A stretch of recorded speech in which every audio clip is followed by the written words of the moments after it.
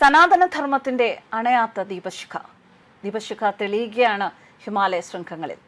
ഭാരതത്തിന്റെ ആത്മീയ ചൈതന്യം വിളിച്ചോതുന്ന പുണ്യഭൂമിയാണ് ഉത്തരാഖണ്ഡ്. ഉത്തരാഖണ്ഡിൽ ഈ വർഷത്തെ ചരിത്രപ്രസിദ്ധമായ ചാർധാം യാത്രയ്ക്ക് ഭക്തിസാന്ദ്രമായ തുടക്കം കുറിക്കുകയാണ്. വിശ്വാസികളുടെ കാത്തിരിപ്പുകൾക്ക് വിരാമമിട്ടുകൊണ്ട് ഗംഗോത്രി, യമുനോത്രി ധാമുകളുടെ നടകൾ ഇന്ന് ശുഭമുഹൂർത്തത്തിൽ തുറക്കും. ഉച്ചയ്ക്ക് 12:15 ഗംഗോത്രിയുടെയും 12:35 യമുനോത്രിയുടെയും നടകൾ ഭക്തർക്കായി തുറക്കുമ്പോൾ അത് ഭാരതീയ പൈതൃകത്തിന്റെ മറ്റൊരു സുവർണ്ണ നിമിഷമാവുകയാണ്.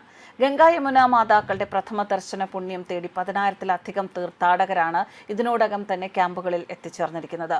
ഋഷികേശിലെ ട്രാൻസിറ്റ് ക്യാമ്പിൽ നിന്ന് മുഖ്യമന്ത്രി പുഷ്കർ സിംഗ് ധാമി 8 യാത്രാ ബസ്സുകൾ ഫ്ളാഗ് ഓഫ് ചെയ്തതോടെയാണ് ഔദ്യോഗികമായ യാത്രയ്ക്ക് തുടക്കം കുറിച്ചത്.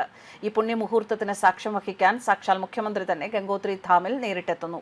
വിവിധ വർണ്ണങ്ങളിലുള്ള പൂക്കൾ കൊണ്ട് അലങ്കരിച്ച ക്ഷേത്ര സന്നിധികളും താഴ്വരകളിൽ അലയടിക്കുന്ന ഭജന കീർത്തനങ്ങളും ഈ നിമിഷത്തെ അവിസ്മരണീയമാക്കുകയാണ്. ചാർധാം യാത്രയിൽ 4 പുണ്യക്ഷേത്രങ്ങളാണുള്ളത്. അത് ഓരോന്നും ഹിന്ദുമതത്തിലെ ആരാധനാമൂർത്തികളുമായി ബന്ധപ്പെട്ടിരിക്കുന്ന ക്ഷേത്രങ്ങളാണ്.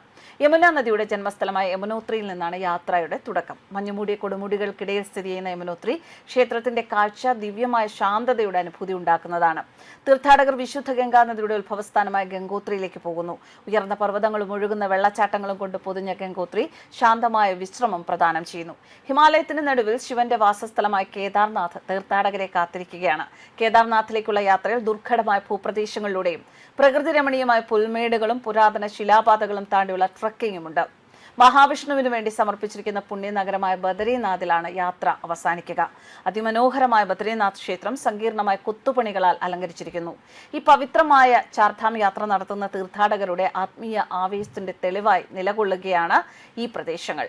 ചാർധാം യാത്ര ആത്മാവിനെ തൃപ്തിപ്പെടുത്തുക മാത്രമല്ല, ഇന്ദ്രിയങ്ങളെ അതിമനോഹരമായ പ്രകൃതി സൗന്ദര്യത്തിന്റെ ഒരു വിരുന്ന്, ഒരു കാഴ്ചയിലേക്കാണ് നയിക്കുന്നത്.